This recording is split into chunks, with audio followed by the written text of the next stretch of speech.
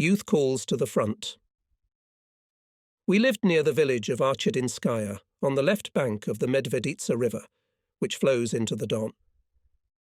June 1942 was hot, and when we had free time we hurried to the river, and we had no time to spare. Final exams were approaching at school. The situation at the front was becoming more complicated again. The fascist troops undertook an offensive in the Voronezh direction, aiming at Stalingrad. Over our village more and more often flew enemy spy planes, and on its outskirts were built fortifications, digging trenches. At school, in high school, military training was conducted intensively. We, 10th graders, military wisdom, taught by a senior sergeant, in the reserve Alexander Pavlovich Stavropoltsev. He was young, about 25 years old, broad in the shoulders and always wore a military uniform, a gymnasium jacket, pants tucked into boots, and we liked that. From the senior sergeant, a participant of the battles on the Karelian Isthmus, we learned a lot of things that later came in handy. By the way, he was the first time I heard the word sniper. It sounded a bit strange. The usual expression at that time was Voroshilov shooter. The senior sergeant fascinated us with the story. A sniper, he said, is a super shooter. In a combat situation, it is a great strength. I remember our rifle platoon was tasked to go behind enemy lines. A single shot rang out at the edge of the forest. The platoon commander fell. We lay down in the snow. One of the soldiers tried to get up and was also killed. The military instructor was silent. We noticed how his rippled face turned slightly pale. "Who led the platoon?" I asked. "The platoon commander?" "The platoon commander was among the soldiers," said the military instructor in a muffled voice. "It was me, my friends, and I raised the men to the attack, but immediately I fell down. The senior sergeant unbuttoned his uniform, and we saw on his body a purplish scar from the wound. The platoon fulfilled its combat mission, but with losses," Alexander Pavlovich finished, "and the enemy sniper Cuckoo shot at us." The story with the visual aid made a strong impression on us. I wanted to learn to shoot without missing, and we went to the shooting range, competed in shooting from a small caliber rifle. Classes at school continued. At breaks, we asked the military teacher, "Will the Germans break through to the Don, to our native places, or will they be stopped and defeated?" And the enemy was already preparing to force the Don. The Soviet command took measures to stop the enemy. Troops were moving through the village. Dusty, tired soldiers and commanders took a short break, settling down on the roadside, and again went to the Don. The headquarters of the rifle unit was located in the village. Shouts of hurrah were heard in the surrounding hills and hollows. Tactical training was going on here day and night. In quiet, windless weather, artillery firing came from the west, and then we were seized by a vague feeling of anxiety. Soon we too, as young grey-haired boys, would have to take part in the battles. I asked one of the soldiers with a tanned face and in a faded uniform, "Does your unit have a rifle with a telescopic sight?" "Of course we do. And in those units where it is not yet available, it will be—" "Soon they will," he said with conviction and gave me a friendly pat on the shoulder. The Red Army soldier threw his duffel bag behind his back and, smiling broadly, stepped into the formation of the company that was leaving for the front line. I looked after him for a long time. A week later we saw that fighter again. He, wounded in the head, was being carried on a cart. "The sniper, the damn sniper, noticed," he smiled with dry, cracked lips. The male teachers went to the front. Only the military instructor was left. He used to go with us to the military unit, where we used to beg for live ammunition with boyish persistence. Shooting was a youthful passion. I have not met a peer who would not like this activity. Once, returning from school, we heard short bursts of gunfire. "Machine gun fire," Vanya Gurov guessed. We went to the place of firing. "Stop!" A fighter shouted threateningly at us and threw a rifle with a bayonet in his hands. "Don't you see the red flags? You can't go here. You can't. Get back." We began to persuade the Red Army soldier to let us into the ravine. "Get back," he kept saying. "I'll shoot." The political officer came to the noise, looked at us with curiosity. "Do you want to shoot?" he asked sympathetically. "Very much," we answered almost in unison. "Do you know any machine guns?" "And Maxim and Dektyar we know," Pavlik Dronov boasted, calling machine guns exactly as frontline soldiers do. "Let them through," ordered the political officer to the sentry, and, coming closer to him, added in a low voice, "They are soldiers without 5 minutes. We were worried, we didn't shoot very well. Only Sema Marchukov deserved praise. His hits were almost sniper. The front was approaching. On the hill where the dirt road connecting the towns of Serafimovich and Mikhailovna passed, tanks were rattling their tracks, kicking up dust. "They're heading for the Don," Pavel Dronov guessed. And some half an hour later, bombers flew over our heads with a roar, also to the Don. We collectively went to the military enlistment office. We asked to volunteer for the front. It seemed to us that time was of the essence, otherwise the war would end without our participation. But the military commissar answered only one thing: "Wait, your turn will come." The rye was ripening in the fields. There was a shortage of labourers, and schoolchildren together with women guarded the crops, destroyed the turtle, which that year brooded especially much. The school exams were over. The graduation party was held. We sadly went home. Even the battle Cossack song, "Oh Yes, the Horses Roar and the Pikes Shine," which was sung by Vanya Gurov with his usual excitement, did not lift the mood. When will they call us to the front? Seeing us off, a strong, enviable friendship developed between me, Semya Marchukov, Pavlik Dronov, and Vanya Gurov. We studied in the same school, worked in the same collective farm, lived in the same Cossack farm, curved in a horseshoe along a continuous ridge of hills near the village. Pavlik Dronov was a quiet, unhurried boy. He always had tobacco in his pocket. He started smoking early, and something to eat. Pavlik grew up in a large family, and this, apparently, has left its imprint on his character. Vanya Gurov, a merrymaker and balaguer. About such people say, "For a word in his pocket will not be useful." He loved proverbs, sayings, and Vanya's facial expression is sly with a grin.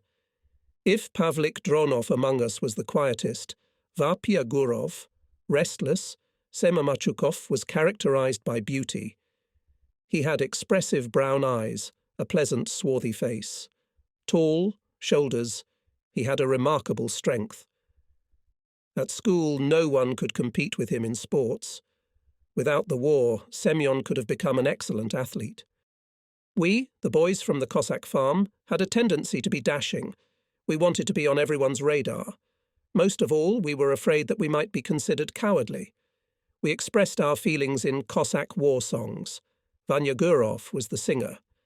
And now, if someone asks me what I love in life, especially much, I will answer, listening to Cossacks singing. Anxious times brought us even closer together, strengthened our friendship. The villages and farms were deserted before our eyes. Fathers and older brothers were leaving for the front. Letters from many of them had not come for a long time. With a sinking heart, we looked into the black blare of the loudspeaker. How was it there? At the front? What happened to our loved ones? Pavel and I were the first to experience the bitterness of loss. Our families almost simultaneously received black news about the death of Grigory, my brother, and Ilya, Pavel's brother. We heard the lamentations of our mothers and cried ourselves. Grief visited our farm more and more often. We cursed the German invaders, but I must say, the real soldier's hatred was not in us yet. It came later, came through blood, brutal battles, and the death of friends. In the first days of August, fascist pilots bombed the railway bridge over Medveditsa, and then the district centre, Mikhailovka. Locals from the town reached the farms with their belongings on carts and wheelbarrows. In the direction of the Don continued to move a stream of cars with equipment and soldiers. The troops moved now, as a rule, at night. Enemy spy planes were hovering over the roads. Close bursts of bombs were heard more and more often. The war came close to our villages and farms. August 22nd.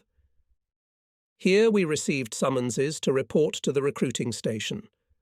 Finally, our relatives and friends gathered to see us off. Girls, realizing that they were parting with their boyfriends for a long time, if not forever, kissed them, not shying away from their mothers. And then you could hear, "And my Vanyatka is kissing your Anya. Look at that." August is a month generous with fruits and vegetables. We, conscripts, had pears, apples, plums, thorns in our pockets and saddles. Women, both old and young, were crossing the dusty road with full buckets of water. According to a Cossack omen, our life would be as full as the buckets on the pails. No mother wanted to think that her son might not return from the war. Agap, Pavlik Dronov's father, an old Cossack, admonished us. Stand strong for each other. We Cossacks have a long tradition not to return to the village in disgrace. If you chicken out in battle, shame on you. It's no less shameful to leave a friend in trouble. In short, if your friend is in trouble, die, but save him from that misfortune. Don't put sin on your soul. Remember, sons, my advice. We were going to Kamishin, where we were led by the commander from the military enlistment office. We were walking with bags full of food, with thoughts about our families and our near future. On the way we were joined by young men from the village of Eterevskaya, mourned as we were by their mothers. We walked briskly to Kamishin. We stopped for the night in a field by a haystack. In the night we were awakened by powerful explosions. Kamishin was bombed. At dawn we entered the streets of the city, covered with broken glass, shards of dishes and slate. We crossed the Volga safely. We reached Baskunchak station on foot and by train, which was also subjected to a brutal bombardment. Behind Elton we sat on open platforms with coal. In an hour we turned black from coal dust and looked like Negroes. Here's Astrakhan, the arms of the Volga. Water and water. On street corners children sell fish cutlets, salted herring and bream. The domes of the Church of the Astrakhan Kremlin are gilding very close. What do you promise us, glorious Volga city? Lieutenant too soon we learned that we were enrolled in the 159th Separate Rifle Brigade being formed, that its commander was Lieutenant Colonel Alexander Ivanovich Bulgakov, a former Donetsk miner, and that the brigade was part of the 28th Army of the Stalingrad Front. The army has a complex combat task, to cover the Astrakhan direction, to prevent the implementation of black plans of the enemy, who hoped to strike along the Volga, to reach Astrakhan, paralyze navigation on the river. The personnel of the brigade almost entirely consisted of natives of Stalingrad, Astrakhan regions and Kalmyk ASSR. Petty officers began to equip the soldiers of their units,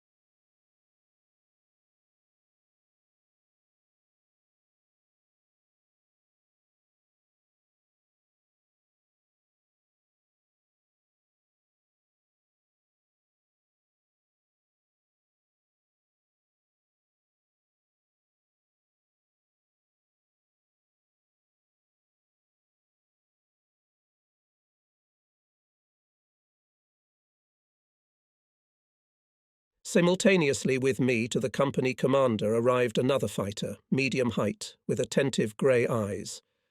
The reason for the call Lieutenant Tuz announced without further ado. We know that both of you, Belyakov and Spesivtsev, are Voroshilov shooters. You'll study at the sniper school. I hope you'll make good marksmen. Sniper? This word I first heard in the 10th grade from the military teacher.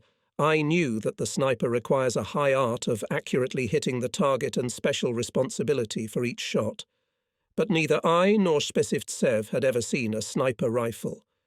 So we looked at each other in indecision. The lieutenant, noticing our confusion, concluded, "If you study badly, I'll replace you with others. Remember, to be a sniper is a high honour. We were not offended by the commander's dry precept. Indeed, the art of marksmanship must be learned to the best of one's ability. Dedication to snipers, right from the tactical training, Spesivtsev and I went to the city. On one of the streets where the brigade headquarters was located, we were met by a short, stocky Lieutenant Shtanov. This was the head of the sniper school. We introduced ourselves. We liked Lieutenant Vasily Shtanov at first sight. His movements were energetic, confident. His voice was impressive, and his look was warm and friendly. The medal for bravery and badges for excellent shooting glittered on the lieutenant's uniform. At the lessons we listened to the commander attentively, catching his every word. Without discipline there can be no sniper, the head of the school told us, and we saw not warm but very strict look of the lieutenant. Who does not want to obey perfectly, I do not keep him. We trained with an ordinary rifle to which a diopter sight was attached. We worked up to our 7th sweat, as the chief demanded. After some 3 or 4 days, each of us was already aiming at a point. However, the exercises with one pointing, without firing shots, began to get tiresome. The lieutenant also noticed it. Don't hang up your nose. Soon we'll get real snipers. Sooner, said Volodya Spesivtsev sadly. And now we're just playing. The lieutenant objected. Remember, friends, if you don't learn how to aim a simple rifle, you can't shoot with a sniper. And we kept practicing. On the 10th day at the foot of the hill, there were live firing exercises. The lieutenant shot first. All his bullets went into the black circle, 3 out of 5 hit the 10. I wish I could learn to hit like that. We envied him. But our hits were not bad either. Only Red Army man Moroz did not fulfill the exercise. I remember how he carefully examined the target, but there were no traces of 2 bullets on it at all. We went for milk, my friends teased, but Moroz wasn't laughing. Don't be in a hurry, said the lieutenant. Haste is bad for business. If there is patience, there will be skill. I remembered these words for the rest of my life. During tactical training, Shtanov demanded from us excellent camouflage. He made no allowances for anyone. The German is no fool. He has no less experience than we have, 3 years in the war. If you hide in the thickest weeds, you'll give yourself away. The Nazi will realize that there's a Soviet sniper here. He'll set up surveillance, and then he'll put a bullet in you. Nothing should sharply distinguish the sniper's position on the ground. Our knowledge of the history of sniper art has expanded. It turns out that the word sniper comes from the English word snipe, which means to shoot from cover. There is another explanation, from the word snipe, which can be hunted only by a trained professional shooter. The best marksmen have been used in battles since ancient times and were known under Suvorov and Kutuzov. Suvorov, for example, used selected shooters during the storming of Ismail. Meticulous shooters helped Russian soldiers climb ladders on the walls of the fortress, knocking out the Turkish riflemen. And in 1914, during the First World War, on the orders of General Brusilov, whole teams of snipers were created. The sniper of one of these teams, Private Beketov of the Penza Regiment, killed 4 enemy soldiers and 1 officer in a short period of time. So there is someone to take an example from, said the lieutenant, and we must beat the enemy with accuracy and without mercy. In the evening they brought sniper rifles. It was a real joy for us. We inspected the weapons with awe. The wooden parts of the rifles were carefully polished and varnished, and the metal parts were greased. The eyepieces were shrouded. Leather caps were placed on the optics. It was obvious that the rifles were made by skillful and caring hands. It made us feel proud of those who with such love made weapons necessary for victory over the enemy. The Commissar of the Brigade Mekiv came to hand over the rifles. To each person who received a sniper, he shook hands firmly. "Take care. Take care of your weapon more than your eyes," the Commissar admonished me. "It's your life, your honour, your future glory." In the steppe we shot almost every day. One bad thing, the shooting range was not equipped, and every time, having fired 5 rounds, we had to run to the targets to check the hits. But the sniper rifles were accurate. It seems that they had been shot perfectly in the factory shooting gallery. I and Spesivtsev and I were leading in shooting. It seemed to me, the bullet, as if trained, flies at my will exactly where I want it to go. Lieutenant Shtanov noticed. "That's good. A sniper must believe in his shot." One day we were returning from a regular firing exercise. On the way we saw tall willow trees growing on the banks of the dam. Someone had hung an empty tin can on a limb of one of them. The breeze shook it slightly. The lieutenant stopped. There was an excellent target ahead. "Who will be able to hit the can with one shot?" asked the commander. And, without waiting for an answer, announced, "We will hold competitive shooting." I volunteered first. I put the rifle on Volodya Spesivtsev's shoulder and took aim. But a light breeze blew. The can was rocked even more. Will I miss? The can was in the crosshairs for a moment. I pulled the trigger smoothly. A shot rang out, and the can flew down. "Hurrah!" shouted friends. Behind the noisy conversation, no one noticed how a Willys drove up to the willows. In the open car next to the chauffeur sat Kombrig Bulgakov, and behind him, Commissar Mikheyev. We froze in expectation of something bad. "So you are shooting at the cans?" sternly asked Kombrig, climbing out of the cabin. "Are you wasting your ammunition inappropriately?" "I develop a keen eye in the soldiers," the lieutenant calmly reported. "Whoever hits the jar, he will not miss a fascist," said Volodya Spesivtsev. Kombrig wanted to say something else, but then Commissar Mikheyev entered the conversation. "Do you have just shooting or—" "Competitive shooting, Comrade Commissar," reported the lieutenant. "The condition is to hit the can with the first shot." "That's another matter." The Commissar spoke again, and in his eyes jumped cheerful lights. "The best shooters should be encouraged." Kombrig, inviting us into the circle, asked how we learn. "I see that the snipers are ripe for the exam," he said in conclusion. "In 3 days I will schedule the final shooting. You, it turns out, are amateurs of conditions. Hear you, Lieutenant, the main condition. If the snipers don't fulfill the exercises, I won't let them into the battle. You'll be in the stockade." And, already closing the car door, he added, with a contrived threat, "This is what I'm telling you, the Commander-in-Chief. Is it clear?" Willis disappeared from sight. We knew the brigade commander does not throw words into the wind. We began to prepare diligently for the firing. On the brigade commander's orders, a group of fighters tidied up the firing range. Trenches were dug from which the targets were to be shown. The firing range was needed not only for snipers but also for rifle units. None of us knew what exercise we would perform at the exams, but we said among ourselves that we would have to shoot at a running target. Our guesses were confirmed. The order came from the headquarters to make full-length plywood fascists. The targets were built by soldiers from the 4th Rifle Company, and Lieutenant Shtanov took us, snipers, to the steppe. The weather was windless and sunny.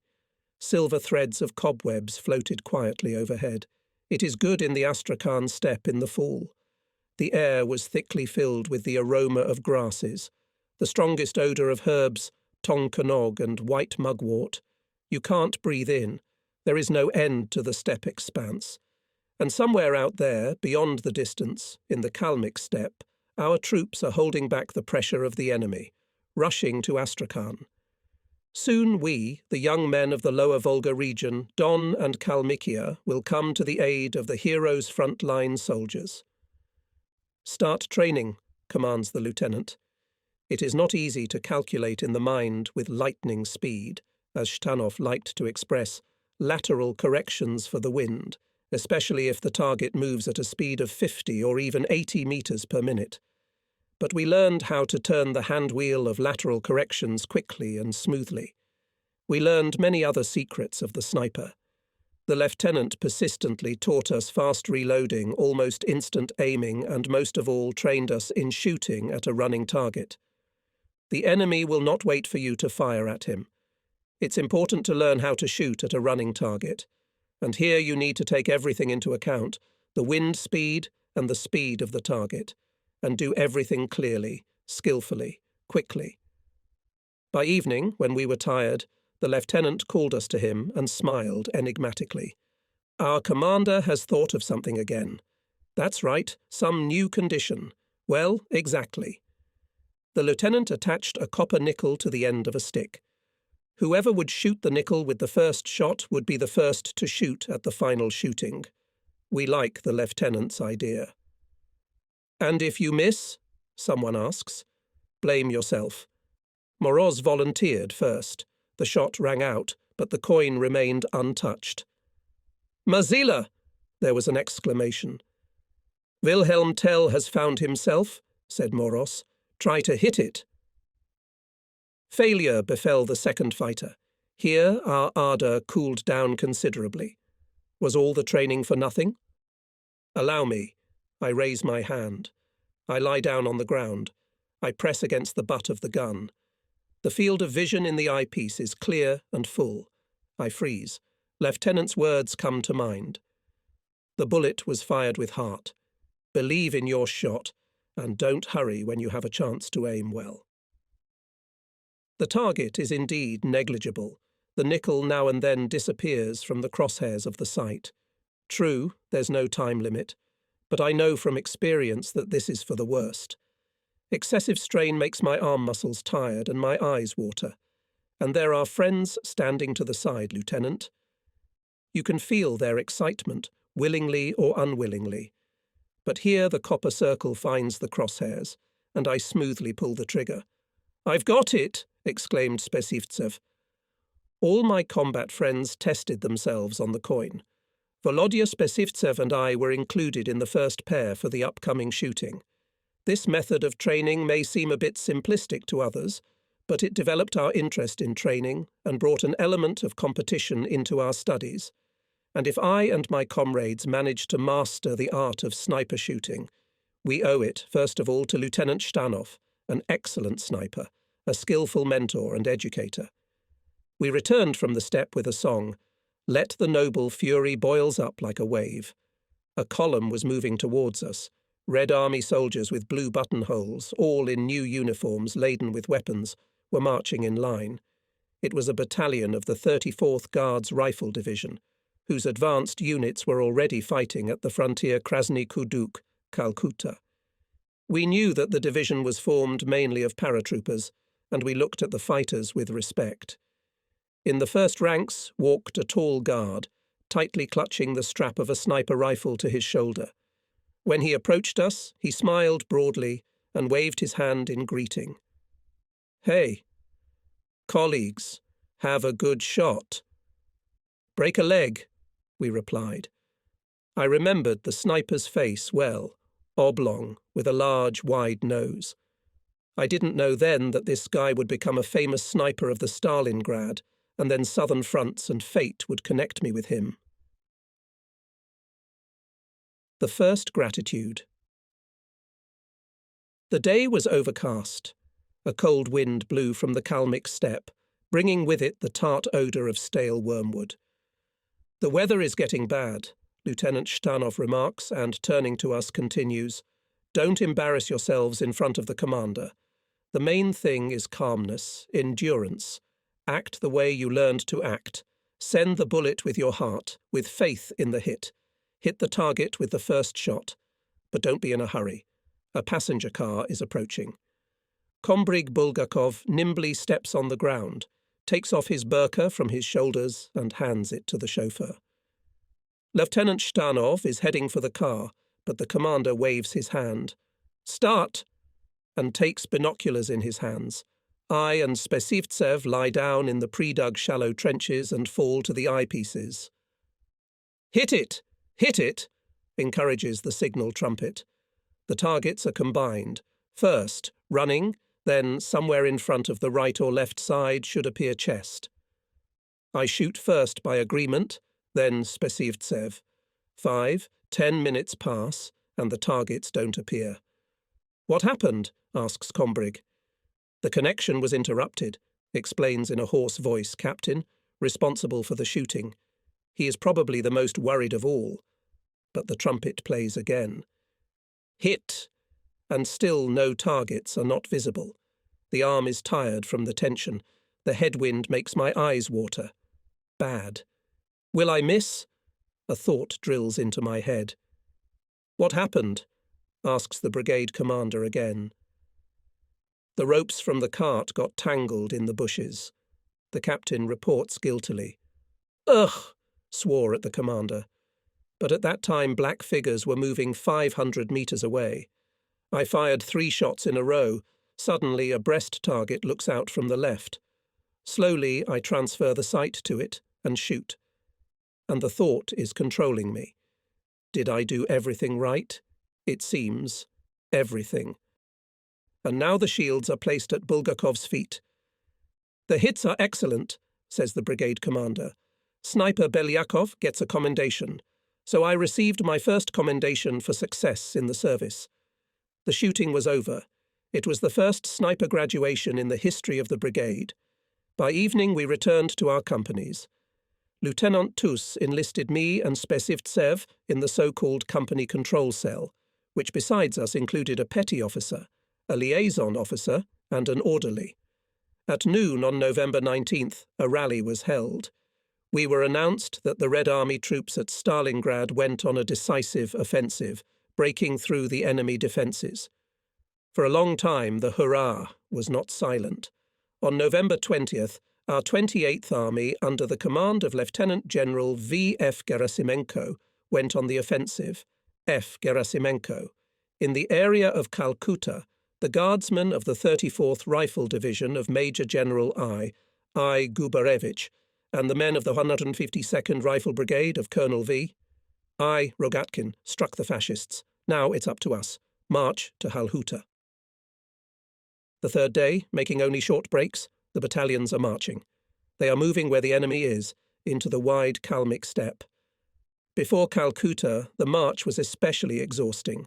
The cold wind threw snowy grit mixed with sand in the face. The grey, unsightly, languid steppe went beyond the horizon. Something unknown lurked beyond this distance.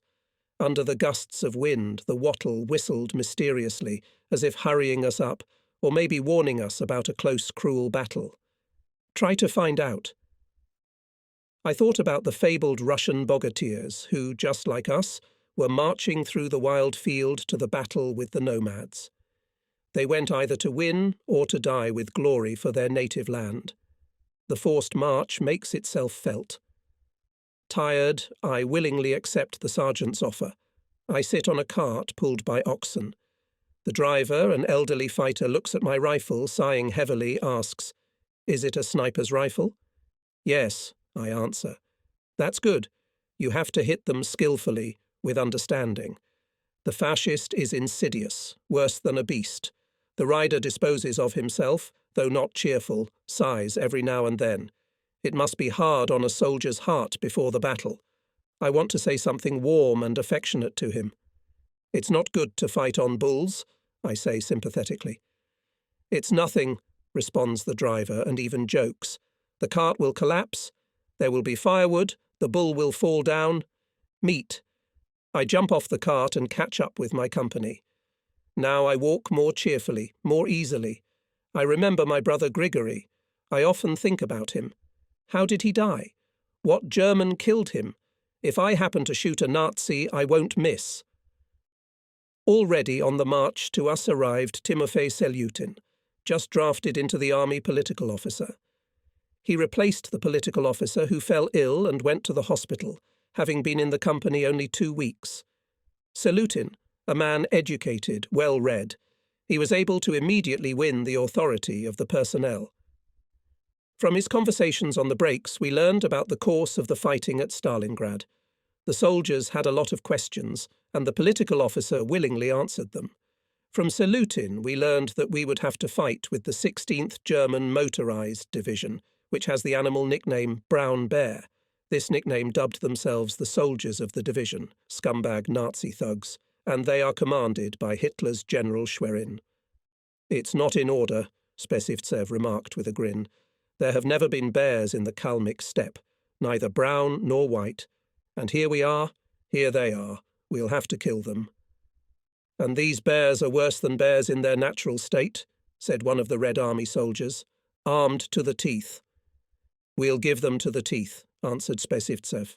"Wider step," came a command. And the company column swayed more vigorously. The weather in the Kalmyk steppe is changeable. Just now there was a prickly snowdrop in the face, and then suddenly it got warmer, and the snow fell in flakes, squelching mud under the feet. One can see neither the road nor the shepherd's path. "How much farther?" every now and then ask the tired soldiers. "Far away," confirms the company commander Lieutenant Tuz, and he himself measures the steppe with wide steps. One looks at him and becomes envious, as if he had been walking all his life, not knowing fatigue, on the boundless Kalmyk steppes. "Damn Fritz," scolds Morterman Medvedev, whose shoulders are sorely chafed by the tray of mines, and suddenly begins to recite Lermontov. Poems help to forget, cheer up. Medvedev reads something else. At the next halt, the scout Vanya Gurov arrived on horseback. Jumping off his horse, he looked at us unhappily. "Friends," said Gurov, "I brought heavy news. Politruka Zinoviev of the 152nd Brigade was captured wounded by the fascists in Kalkut. They abused him. They stabbed him with daggers, scoundrels, and then doused him with kerosene and burned him in front of the soldiers. And where did the soldiers look? Why didn't they save him? They were under the gun themselves," answered Gurov. "Wounded. Not for nothing, and their nickname is Animal. I thought about the soldiers of the enemy division, Brown Bear. We should beat them like rabid dogs," summarized the conversation Morterman Medvedev.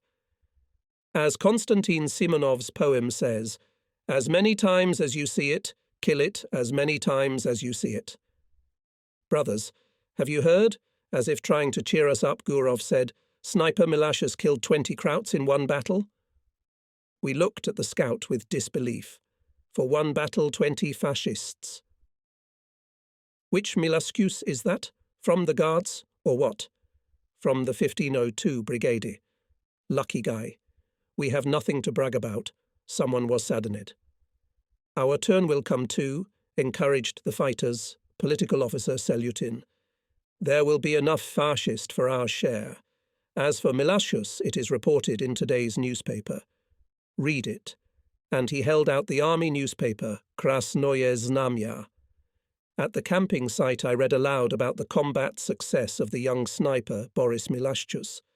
Later I had a chance to meet him. I remembered his story about how he destroyed an enemy officer. The case was like this. The fascists were advancing. Our fighters went up in a counterattack. At that moment, Milashchus noticed how the fascist officer directed the machine gun at the commander of the Soviet company. Without a moment's hesitation, Boris fired. The Nazi officer froze, let the machine gun out of his hands and, having made 2 or 3 steps, fell down. Among 20 fascists destroyed in this battle by Komsomol Boris Milashchus, there were 6 officers. By evening we entered the area of the steppe village of Kalkuta. The village itself was not left. It was burnt down by fascists. The ashes were still smoking. The area around was semi-sandy, hilly. The hills are streaked with scarred traces from tanks. Trenches, craters from bombs and shells were covered with Solonchak frost. Everywhere there were boxes of shells and mines, bags with powder, ammunition of German manufacture. Somewhere there were untidy corpses of fascists. Yes, bloody battles had been fought here. The Schwerin brown bears were in the crosshairs of the Soviet gunners. On the left, on the hillock, stood a wounded tank. I looked at it in the sniper's scope. Whose tank was it? A foreign one or my own? The paint was burnt. You couldn't recognize it. Suddenly the ranks erupted. Tanks! Fascist tanks! It turned out that there was a battle ahead of us. The fascists were rushing forward, trying to regain their lost positions. The 6th Guards Tank Brigade of Lieutenant Colonel M.N. Critchman, together with the Guards of the 34th Rifle Division, advanced towards the enemy, and the 248th Rifle Division of Colonel L.N. Alexeyev struck from the right flank. We were informed about the combat situation by political officer Timothy Selyutin. The 159th Brigade, which was in the second echelon, was ordered to take a tight defence. We dug trenches in full profile. The ground was humming, anxiously shuddering from close explosions. Through binoculars we could see our tanks manoeuvring and firing. "Dig deeper," Lieutenant Tuz reminded us. "Otherwise the tank will be crushed by the track." The morning frost froze the sandy soil wet from the rain, and it was difficult to dig. There were not enough shovels. We worked alternately, but continuously. We threw off our overcoats and coats. The soldiers were steaming. Not even an hour passed, and we were already buried in the ground. The rumble of battle was getting farther and farther away. It was getting dark. The wind blew even stronger. Deadly tired, sweaty. Now we felt chills. "Give each soldier 100 grams of vodka," ordered Tuz. "In my life I've never consumed alcohol. And when did I have to use it? It's only been 3 months since I left school." "Tered?" asks Dronov. "Of course I am." I answer, "Can't you see? I'm as wet as a gopher in spring. Drink up. You'll warm up. Here's my portion for you, too." I step aside, swallow the nasty bitter liquid. I drink brackish Kalmyk water. I cough and can't cough. I curse all those who invented this poison and look reproachfully at Pavlik. But the worst was afterwards. The glasses of the rifle's telescopic sight seemed cloudy to me. I wiped them with a flannel, but it didn't help. And it became clear to me. It was the alcohol. How come, I thought, I let down my commander, my comrades, and this in the first battle? I was ready to fall from shame. Thank you, the company commander understood my condition, ordered me to go to the dugout and rest. The next morning I learned that the tank counterattack of the Nazis was repulsed. And if they had broken through to us, it is true, the first victim would have been me, who lost control over myself. This case led me to the conclusion: a sniper must not drink a gram of alcohol if he does not want to lose the qualities of an excellent marksman. In defence, we settled down in our trenches. The Politruk held daily politinformations about the battles to destroy the enemy in the Stalingrad cauldron, enthusiastically told about snipers Vasily Zaitsev, Anatoly Chekhov, about the exploits of soldiers on our section of the front. I was especially interested in the actions of snipers. In those days, the good rumour was about the sniper of the 34th Guards Division, Guards Red Army man Dmitry Yosifovich Chechikov.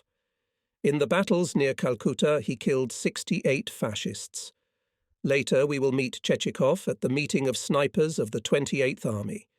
He would turn out to be the same tall guardsman who, in the steppe near Astrakhan, walking in the first line of his battalion, waved to us in a friendly manner. "Hey, colleagues, have a good shot." To his greeting we replied, "Break a leg." And now he has succeeded. Siberian Dmitry Chechikov grew up in the family of a hereditary hunter. He became interested in small arms, and now he fired without a miss from ambushes on soldiers and officers of the enemy.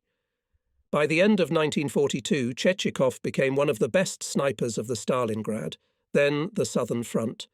At the meeting of snipers, Dmitry shared his experience of extermination of fascists, and we, newcomers, listened to him, holding our breath. "Patience for our brother is gold," taught Chechikov. If you lose your stamina, you'll ruin yourself. Good for you, I thought. You're a hunter with experience, but how do we feel?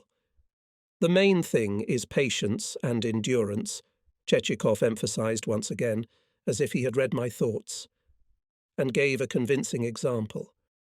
It was near Calcutta. At night, with the commander's permission, Chechikov went out to the neutral strip and, hiding, began to observe. The whole day the fascists did not come out of the dugouts, but Dmitri patiently waited. Already in the evening something flashed ahead. The Hitlerovite shook out the blanket. He would appear from the trench for a second, then disappeared again. Having seized the moment, Chechikov shot, and, as usual, did not miss. During the offensive, Chechikov helped his comrades many times. In one of the battles, he got into a duel with enemy machine gunners. Changing his position from time to time, Dmitri completely destroyed the enemy machine gun crew that was holding under fire the way to the height. The sniper could shoot accurately, not only with a rifle. Once the gunner of a machine gun was out of action.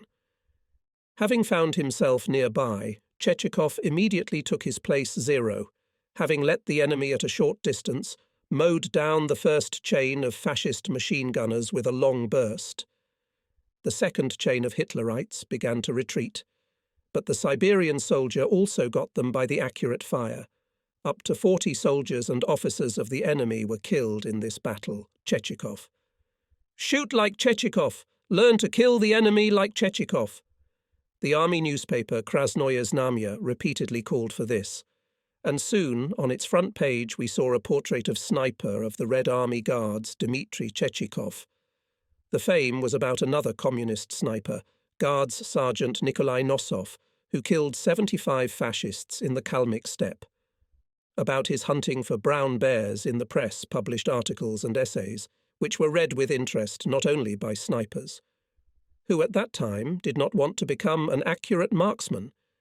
The enemy fiercely snapped back, but having suffered tangible losses, rolled through Utu to Yashkul and Elista.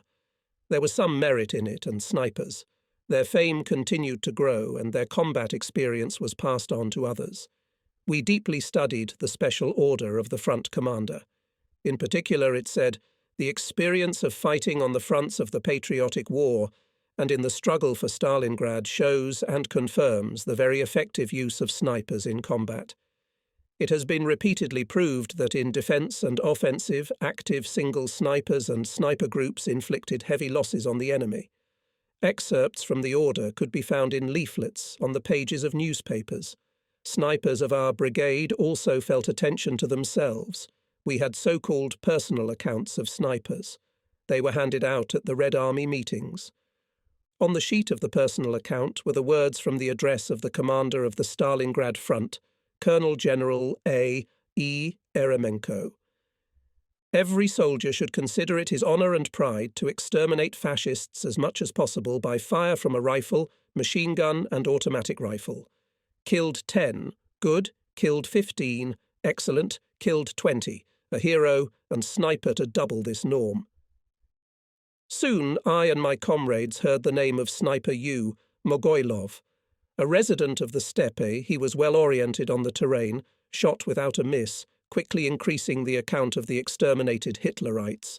The newspaper Krasnoye Znamya published his article under the title, Be Invisible.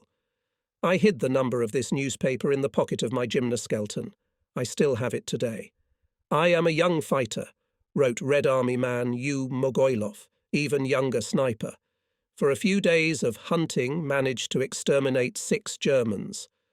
Good camouflage and skillful choice of position helped me. I am a Kalmyk. I grew up in the steppe and know how to hide on flat ground. I position myself in small grass, pressed tightly to the ground. It's also convenient to fire from a small hole. Once I killed 3 Hitlerites in a few hours. The enemy got angry and, thinking that I was sitting on the slopes of the heights, opened a furious fire. And I am in the grass quietly waiting for my next target. To be invisible. That's the conclusion I made for myself. On the pages of newspapers began to meet the name of Sniper Ivan Babkin, who later became one of the active fighters of the occupants. Later, in July 1943, we together with Mogoylov and Babkin were engaged in sniper hunting on the river Mius. Unfortunately, their further fate is unknown to me. We, snipers of course, were pleased that the commanders, headquarters, political committees, frontline press paid great attention to the education of accurate shooters. In each issue of the newspaper, as a rule, there were printed hats appeals. Sniper Avenger, kill the Hitlerite. Comrade snipers, tirelessly improve your fighting skills, increase the number of exterminated fascists. Army poets composed poems dedicated to snipers. Through the years of war, I carried in the breast pocket of my breast jacket a number of the newspaper Krasnoye Znamya, with a poem of the army poet Yakov Kozlovsky, Sniper. I will allow myself to quote a few lines from it. Whether he shoots lying down or standing up, his keen eye will not fail him, with the first bullet black empty. The sniper will pierce the enemy's heart. He's filled with the power of our vengeance. He's as tough as a rock. If the kraut is in the crosshairs, then there's less kraut on earth. The quatrain published in the newspaper under my portrait belongs to this popular among soldiers poet. The sniper mows down the Germans cleanly. He mows the Germans' backs. He mows their foreheads. Every bullet is death to a fascist. Every bullet is a kraut's coffin. Polytruk Selyutin, who was passionate about poetry, recited poems of army poets to us with pathos. He was especially good at K.M. Simonov's poem Kill Him. Frost chills went up everyone who listened to these poems in those days. They sounded for the fighters a bell. The political officer also recited poems that we had never heard before. Later it turned out that he composed them himself. I also tried to write poetry. I remember one of the poems the political officer liked. Here's the last quatrain from it. Soldiers, fight without fear, fight hard. Forward to the enemy. The country is calling us. Let's die so heroically that the glory of far away, to make our fame far away, forward and forward. Here, said Selyutin, is expressed the main idea of the time, forward and forward.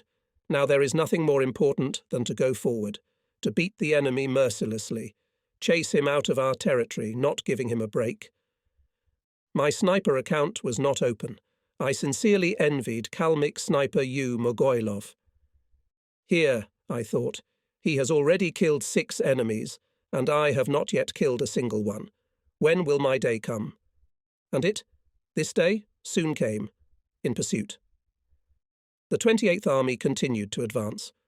On November 22nd, 1942, the enemy left the village of Ut with a fight, and on November 25, Oling. By 2 a.m. on November 26, the army units cut the road Yashkul, Elista. Fighting in the Kalmyk steppe became fiercer. In early December, our brigade was transferred to the 1st Echelon. Its immediate task was, by the end of January 1st, 1943, to go south of Elista, and then to attack Lola. Winter came into its rights. It is harsh in the Kalmyk steppe. The prickly wind penetrates through, drives snow mixed with sand and dust over the ground. The ground hums with frost. My legs are buzzing with fatigue, and now and then a command is heard near me. Wider step. The breaks are short. You don't have time to rest properly, as you hear the commander's voice, "Forward march." You get up, overcoming terrible fatigue. It is necessary to march without fail, not to let the retreating enemy to break away. Marches, endless marches. We are marching, as the political officer explained to us, along the same way, along which the 11th Army, exhausted by hunger and typhus during the Civil War, was breaking through to Astrakhan. Let's go and let's go.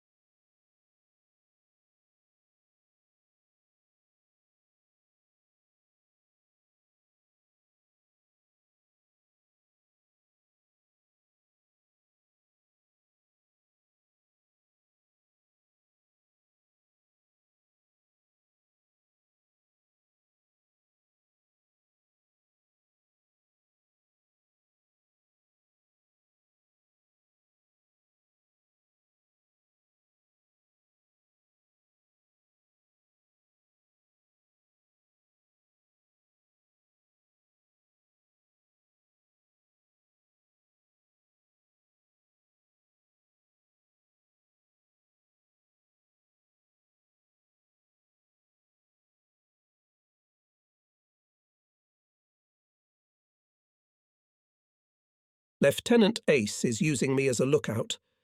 Every now and then I get orders from him. Watch this and that. Observe in this direction. In fact, I become his third eye. I conduct observation through a telescopic sight. I had already gotten used to this role.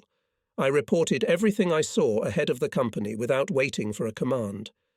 By the evening of December 31st, the brigade stops not far from the southern outskirts of Elista, covered by fire. I gaze into the glow of the fire. I hear a conversation. "They are burning, Vipers. Our city is burning. And they say the guards are already in Elista.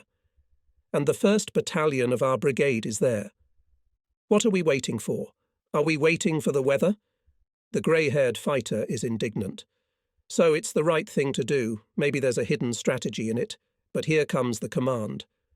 Forward march. The brigade forced march bypassed, cutting off the way of Hitlerites from Elista to the west. The front battalions had already engaged in a firefight with the retreating enemy units. In the night, under the new 1943 year, the capital of Kalmykia was released from German fascist occupants. The commander and the political officer had a short talk about it, reported about Hitlerite losses and captured trophies. We rejoiced. The Astrakhan direction ceased to exist. The enemy was thrown back on hundreds kilometres from Astrakhan. On January 1st, 1943, by the decision of the Supreme Command Headquarters, the Stalingrad Front was renamed the Southern Front. The 28th Army became part of it.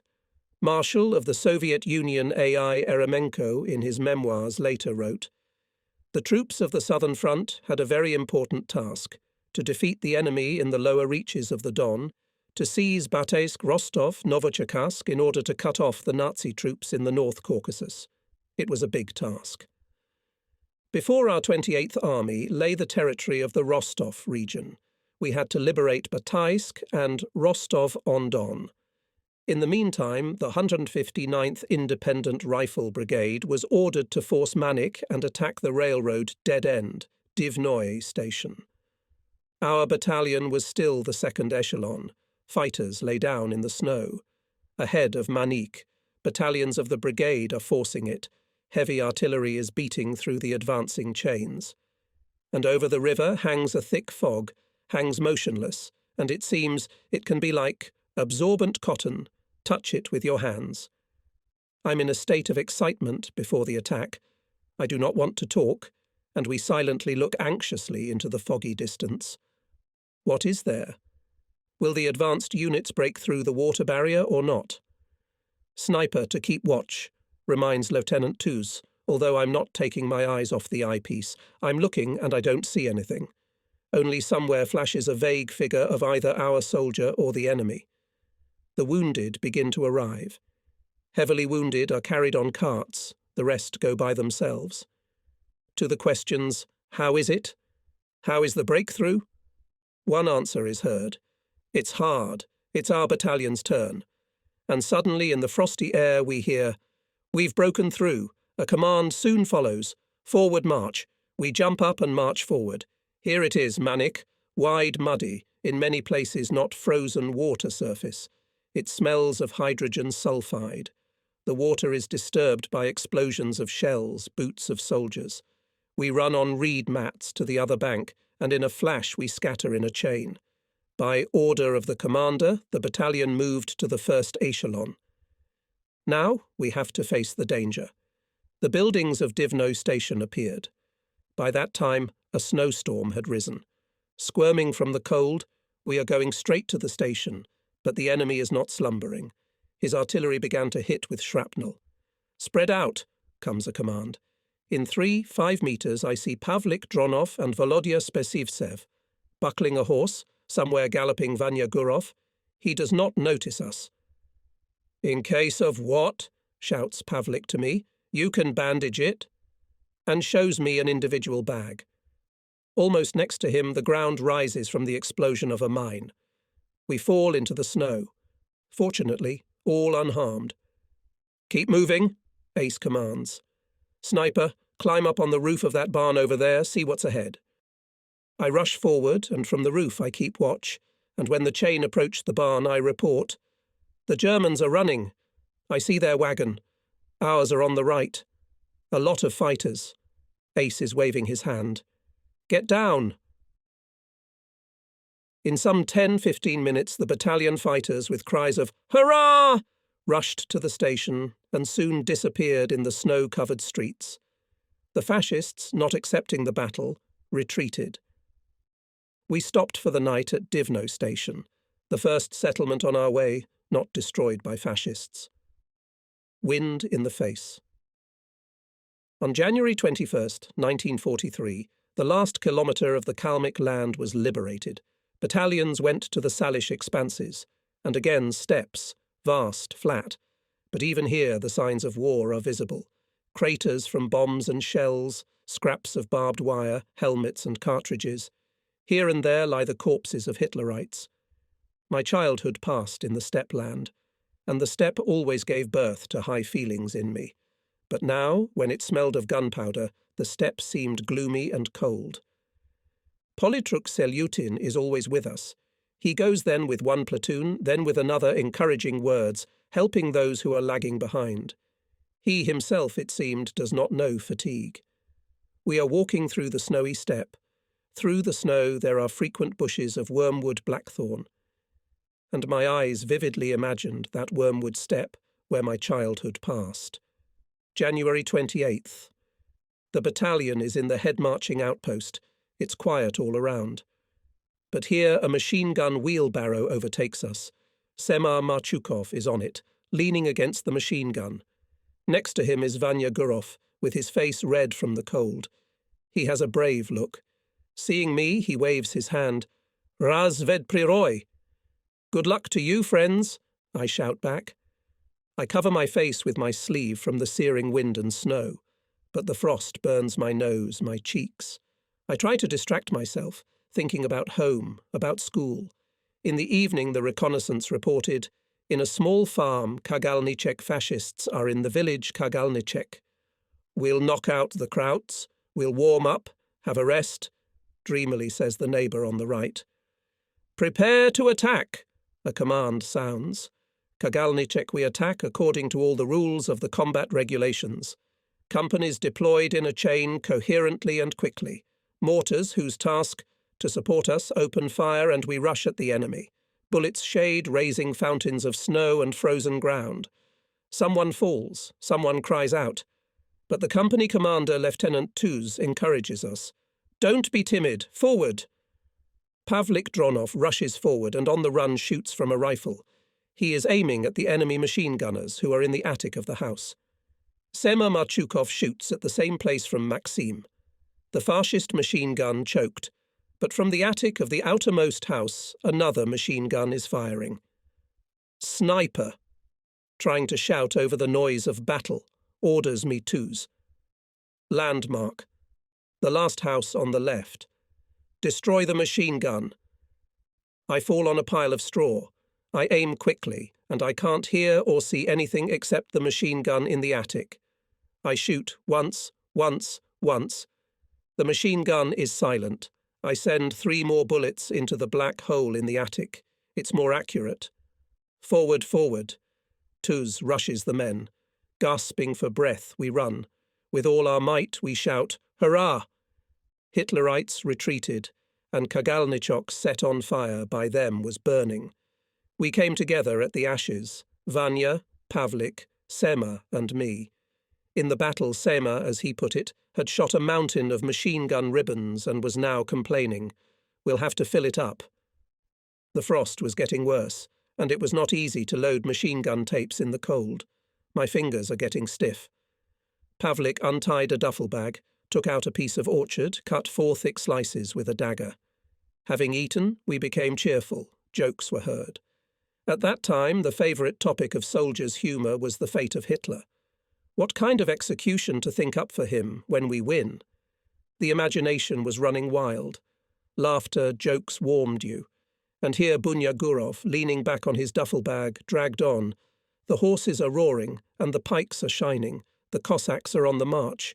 The soldiers of the company fell silent, listening to the successful song. The night crept up imperceptibly.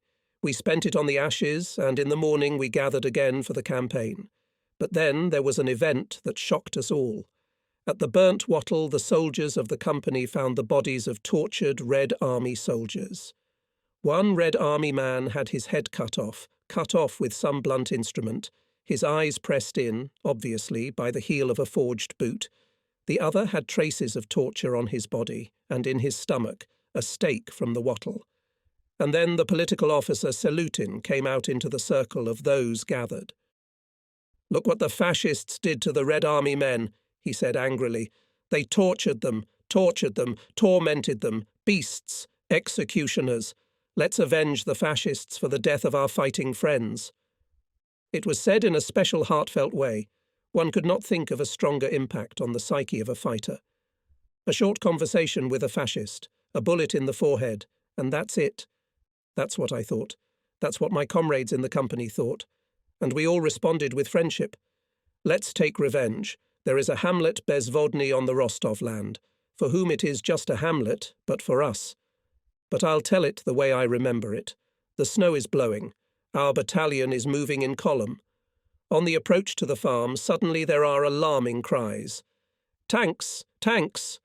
The battalion immediately deploys for battle. We lie down on a hillside.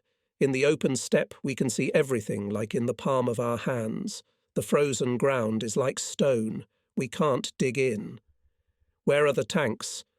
The soldiers are worried, but then the noise grows and we see them. We count 11 vehicles.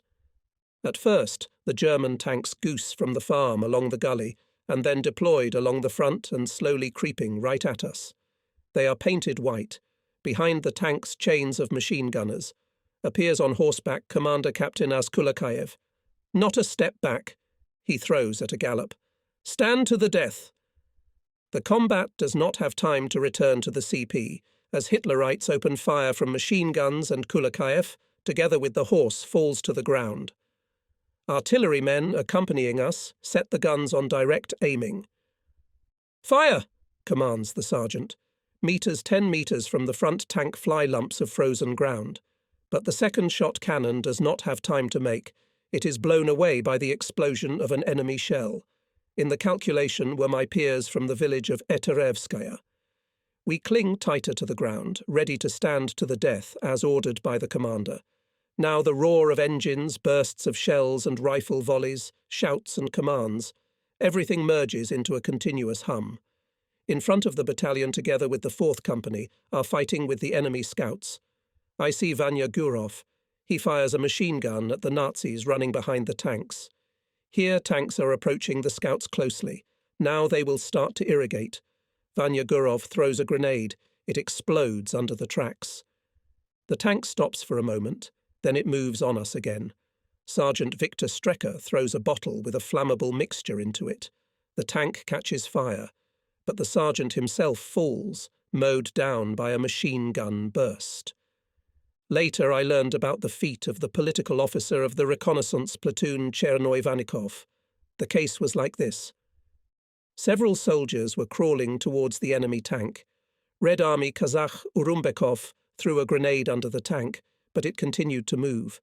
Then Chernoy Vanikov rose from the ground in full height. He easily jumped on the tank and began to beat with a forged buttstock on the barrel of the machine gun, spewing deadly fire. The machine gun fell silent. The Politruk's feat inspired the men. Now, with grenades in their hands, to the tanks crawled many soldiers. Among them was, and Lieutenant Nikolai Korobkov, commander of the reconnaissance platoon, in which served Vanya Gurov. The lieutenant, however, was not lucky. A machine gun burst wounded his legs. But the lieutenant did not lose heart, throwing a grenade into the tank. Nikolai Korobkov gathered the last strength and, sitting on the snow, sang a song about Varyag. His voice rattled over the battlefield. "Up you go, comrades, all to your places. The last parade is coming." I shoot from the sniper at the observation slits, trying to blind the tankers. Next to Pavlik Dronov, he is firing with an ordinary rifle. The tank, which we hit, suddenly rushes in our direction. Between Pavlik and me bursts a flame of fire. An explosion rumbles, and then there is silence. Only in my head there is a tight, as from the flight of a bumblebee sound. I feel myself. I'm all right. I look to the right. The company's political officer Selutin is crawling towards the tank with a grenade clutched in his hand.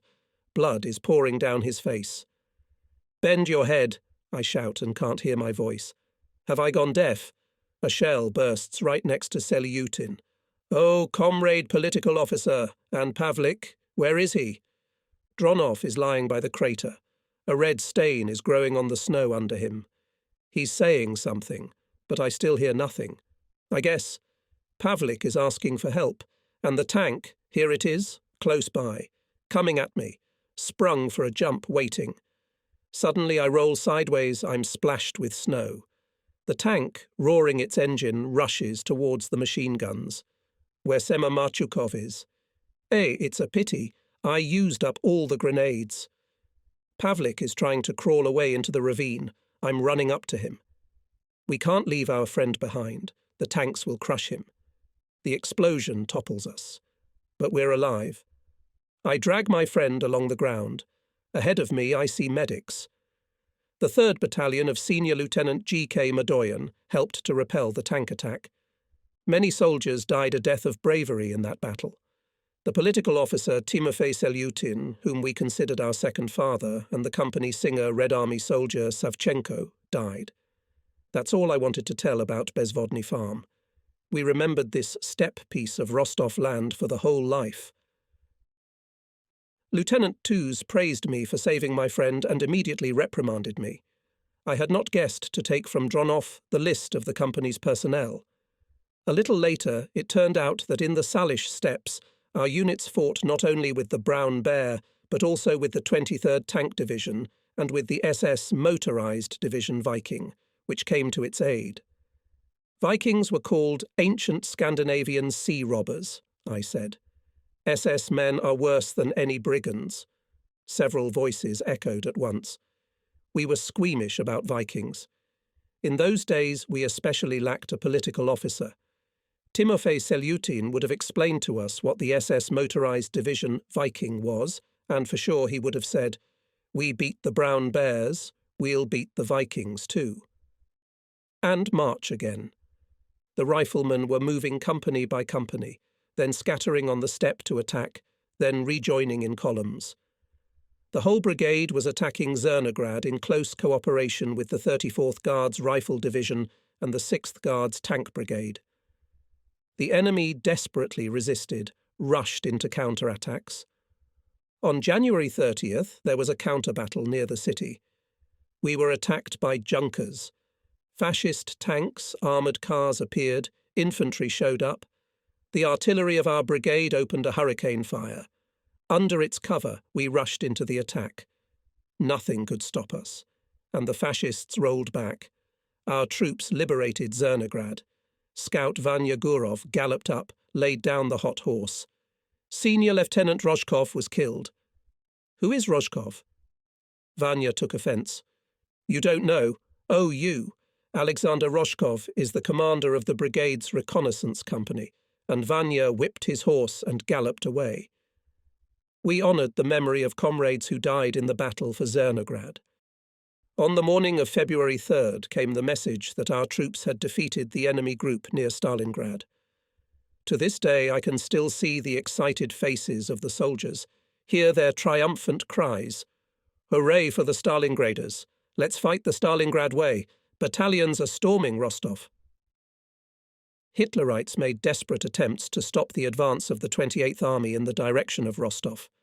They were most of all afraid that the Soviet troops would cut off their Caucasian grouping, arrange a second Stalingrad for it. The tension of the battles was increasing. On February 5th, our 159th Brigade came close to Bataisk. We began to prepare for the storming of the city. On our right, 34th Guards. On the left, 248th Rifle Division, supported by the 6th Guards Tank Brigade. On the night of February 7th, the scouts of our brigade, led by Lieutenant L.M. Buch, penetrated the enemy defences. They scouted weakly protected areas and found that the Nazis, fleeing from frost, left at night on the front line only combat guards. They withdrew the main forces to Bataisk. Our troops suddenly attacked the enemy on a frosty midnight. Violent fights in the streets began. Caught by surprise, the fascists left the city in panic. The prisoners captured by our scouts claimed that they knew about the advance of the 28th Army, but could not think that the offensive would be so rapid, and even in such a cursed, foggy night. Nicht wahrscheinlich, they said.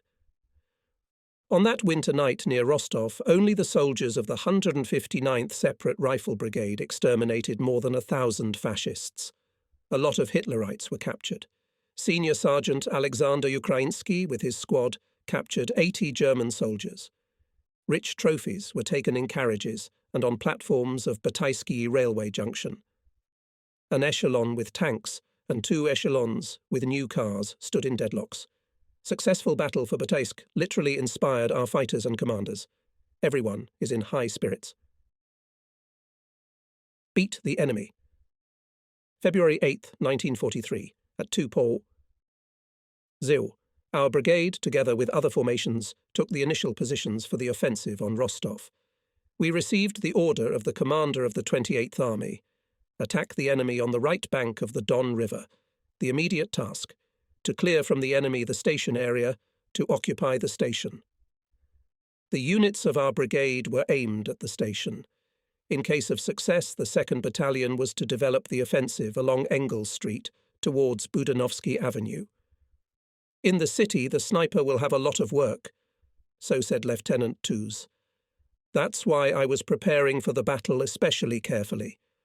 What is it like, fighting in the city? Until now, snipers had to hunt in the steppe, in the open. But here, there's cover all around. It's not so easy to find the right target. The scouts silently remove the sentries, and we cross the Don without firing. Fighters of other units run along the railroad track to the station. There is already heard shooting. Our 4th Company steeply turns to Engels Street. We go up the stone sidewalk. Towards rushes a motorcycle. On it, almost at point-blank range, shoots Spesivtsev, shoots from his Degtyar machine gunner Krestyanikov. The motorcycle overturns and flies somersaulting to the entrance of a stone house. From a neighbouring building, the soldiers of the 2nd Platoon dragged out a skinny and long as a pole German. Lieutenant Tooze asks who he is and translates. A motorised gunner of the 16th German Motorised Division, by the way, your classmate, notes Tooze, addressing me and Spesivtsev. We look at the prisoner with contempt. A bear, then, Volodya spits. Wake up, fascist face, and shakes his fist in front of his sleepy face. Well, well, careful. They don't fight with prisoners, Tooze intervenes. We are surrounded by Rostovites. There is jubilation on their faces, tears in their eyes.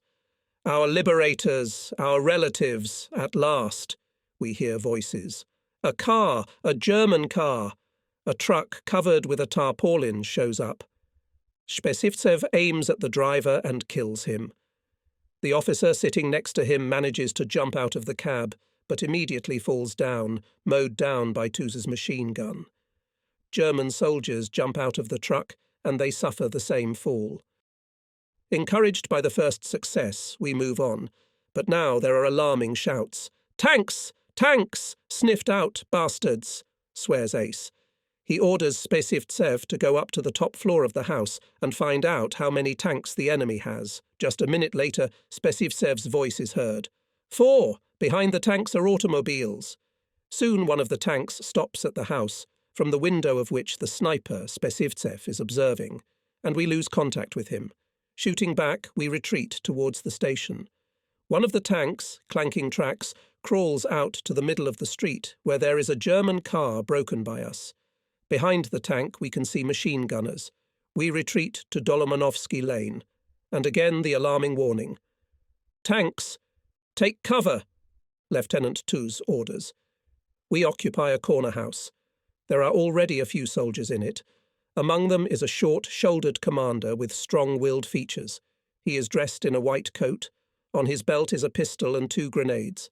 This, according to Tooze, our new commander, Senior Lieutenant Oreshkin. And from the street comes frequent shooting. Our house is surrounded by fascists. Well, we'll have to fight to the end. We're not alone. We were joined by a group of fighters led by Lieutenant V.G. Monotskov, cut off from the station where the main units of the brigade were concentrated. We are about 50 people. Combat organises a circular defence. Before each puts a certain task. My place is near the corner window. I camouflage myself with the first object I find, a Vienna chair placed on the windowsill. I'm observing. Through the telescopic sight, the nearby streets, the railroad track and the house on the hill are clearly visible. A perfect position for a sniper. A group of Hitlerites runs out from behind the railroad cars. In front, apparently, an officer. He's wearing a high cap, binoculars on his chest. I pull the trigger, a shot rattles. The Nazi drops his parabellum and hits his head on the ground. I know from experience that the soldiers will try to carry away the corpse of the officer. And so it is. The Hitler crawls to the dead man, and again a shot rattles. On the right someone runs, wrapped in a plaid shawl. Isn't it a woman? I look closely and notice the muzzle of a machine gun. A looter, I decide, and immediately shoot. Well done! I hear the commander's voice above my head. Just look for more important targets. I am encouraged by the commander's words, honoured by his attention. A sniper in battle is a power, a force. I involuntarily recall the words of the school military teacher. Now the enemy soldiers are acting more cautiously, clinging to the ground. It is not easy for officers to raise them to the attack. From behind the cement fence sticks out his head and shoulders Hitler Ovets, in a half-coat. So, an officer. Surrender, he shouts in Russian. If they're surrendering, why are the others keeping their machine guns at the ready? Flashed in my mind. They do not know where we are, says the commander. Want to find us. Shoot, shoot.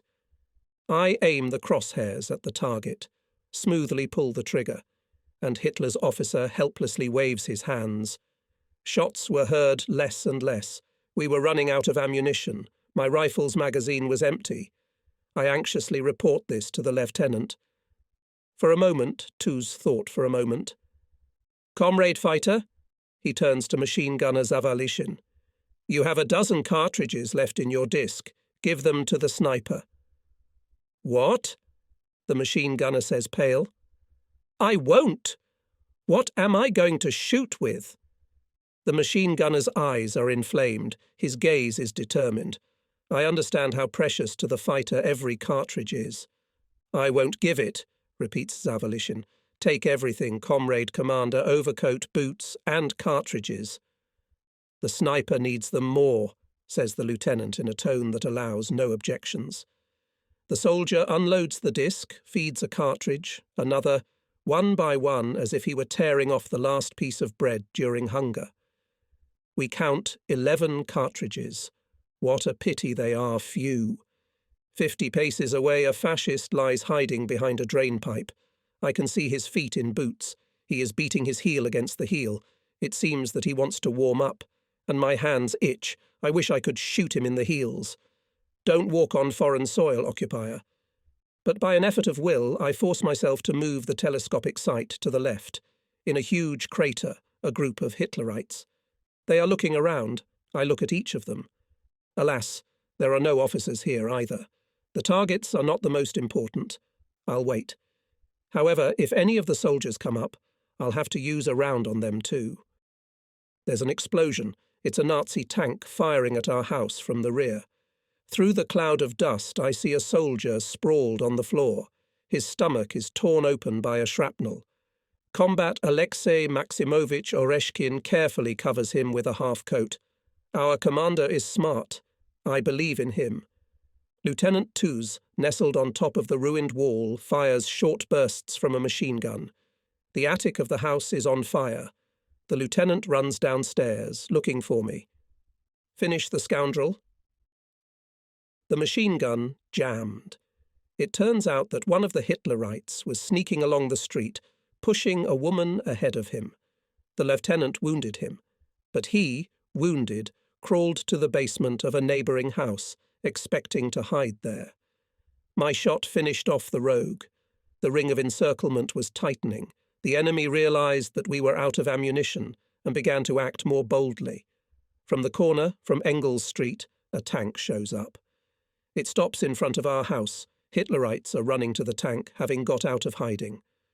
They bang the butts of their rifles on the armour, shout something, pointing in our direction. We are anxiously watching. After all, it is enough 2 or 3 shots from the tank, and we will be under the rubble of the building. And indeed, the tank slowly begins to turn its turret. A shot is about to rattle. But what is it? The hatch opens, and out of it pops out the head of a tanker. He asks something to the soldiers. "Sniper?" whispers the commander, who came up to me. "Destroy him." I press against the butt, shoot. Hitlerovitz hangs on the edge of the hatch. Combat shakes me by the shoulder. "Keep it up." Meanwhile, the tank makes a sharp turn. For what purpose? To take a more favourable position for shooting. But the car turns 180 degrees and leaves the street. We are puzzled. Did the tank run out of ammunition? Or its crew, having suffered losses, was demoralised? Either way, the tank disappeared. And without its support, Hitler's soldiers did not dare to storm our house. They too left in the direction of the station from where the rumble of battle was coming. Evening came and then night. The commanders gathered in the courtyard of the house.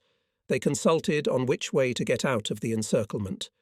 Of course, the direct sense to break through to the station, where the main forces of the brigade are fighting. But the enemy, according to intelligence, has in this direction dense battle orders. We don't have the most essential thing, ammunition. As soon as the moon will hide, the commander announced to us, we will break through in the direction of Bataisk. Lieutenant Monotskov gives the last instructions. He heads the strike group. At the 4th hour of the night, we leave the house. In the head watch, Lieutenant Lushchenkov, Sergeants Pavlyukov, Koshevarov, and me. Lushchenkov is a Rostov resident. Somewhere about 400 metres away is his home. The places are familiar to the lieutenant, and he confidently steps in the darkness.